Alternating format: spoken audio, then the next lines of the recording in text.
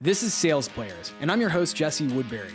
I've spent my career selling for early stage companies, and now I'm on a mission to help reps and operators find tips, strategies, and resources for generating more pipeline, closing more deals, and building wealth in tech sales. To learn more, visit salesplayers.co. All right, folks, we're live, and in today's episode, I'm going to talk about how you can stay more competitive in your deals. And this was actually an episode that was inspired by a very recent edition of the newsletter. If you're not already on the mail list, head over to salesplayers.co and sign up for the weekly Sales Players newsletter. Every Sunday, you're going to get an email in your inbox from me. And it's a lot of fun, actually. I really enjoy writing. So I sit down every Saturday, and it's always sort of what's top of mind for me from the week before. And I've covered topics ranging from different sales strategies and techniques that I deploy, to managing your wealth as a tech seller, to working in startups and having equity, and really all kinds of other topics around being a player of the game of sales. So go check that out, salesplayers.co. So this, again, was a topic that I covered recently in the newsletter, so it might be familiar to some of you if you are on that list, but let's dive into it. So I actually started the newsletter off with kind of a joke, which is there's 3 constants in life: death, taxes, and your competitors getting into your deals. I think that's one of those unspoken truths in tech selling. You have to always assume that your competitors are lurking in the shadows, waiting to steal your deals. And if it's not a specific competing vendor or other solution, then it's also some other project or some other person within the organization you're trying to sell to.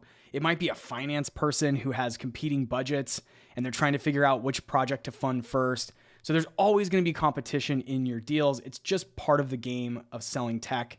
And so in this episode today, I want to just go into a couple of ideas for how you can stand out in your deals and ultimately win the business, or at least improve your odds of winning the business.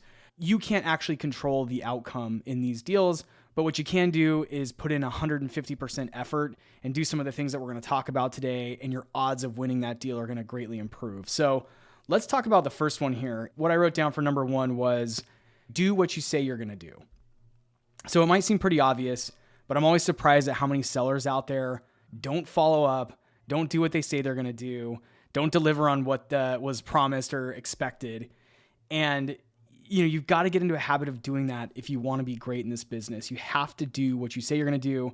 If you tell a prospect that you're going to follow up with more information, you really need to make sure you stay true to that, because a very quick way to lose points in a deal cycle is to not follow up on something or avoid a question that they might have asked that you promised to follow up for, something along those lines. So make sure you do what you say you're going to do. If you promise a prospect that they can talk to one of your customers, you better be able to deliver on that, because if you can't, again, you're going to lose points, you're going to lose credibility and trust, and ultimately it's going to make you less competitive in the deal. So that's a pretty simple one, and maybe more of a mindset than a specific strategy, but you need to get in the mindset of following up and doing what you say you're going to do. The next one I put down was being a human. And I think it's always, this is a really important lesson that I learned pretty early on in my career, which is the more I am myself, the better I do in my deals. The more that I bring Jesse to the table and not try to put on some fake persona in conversations with my prospects, then the more likely I am to actually close the deal. So I've actually tried to be intentional about that with prospects. And I use my sense of humor as best as I can. I talk about my interests and hobbies. I've even talked about this podcast to prospects. It actually pays off really well because most people think it's really interesting that I do this and that I have this creative outlet. And so there's lots of ways that you can bring your full self to these conversations, but I highly recommend it, because the reality is people buy from people that they like and trust. And so if you can put that out there in front of your prospects, you're going to improve your odds of closing the deal, because they're going to see that you're a human, and humans make mistakes and stuff too, but they're also going to get an idea for who you are. And most people buying software technology or any sort of technology want a partnership. They don't want a commodity. They want to actually partner with a tech vendor. So if you can show who you really are, then they're more likely to partner with you.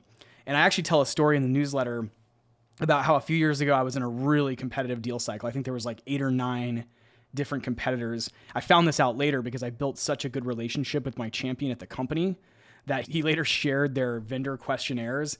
and it showed all the different vendors that they had looked at for this type of solution. And in the notes next to the column for my company and my name, it said something along the lines of, this is the kind of team we want to have a beer with. So it goes a long way to just be human. And that's one example of where it really paid off to be myself and build true relationships with the people I'm selling to. All right, number 3. So I said here, it's okay to plant FUD. If you're not familiar with the acronym, it's fear, uncertainty, doubt, FUD. The best way to plant FUD is by being an expert on your product and on the industry that you serve.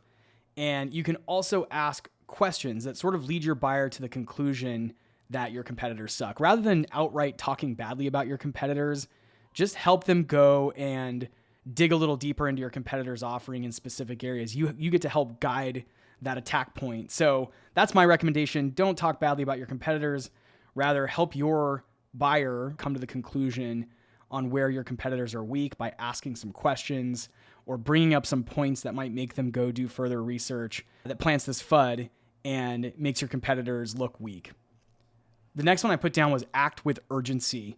Prospects are always going to appreciate speed and urgency.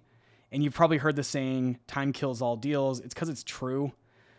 I try to follow up as quickly as I can after every single meeting. Usually I'll never wait more than 24 hours after a meeting. And typically I'm going to tighten that turnaround time even more. In some cases, after a discovery call, I can turn a follow-up around within the hour. And I really do strive to do that. It's part of my personal operating process.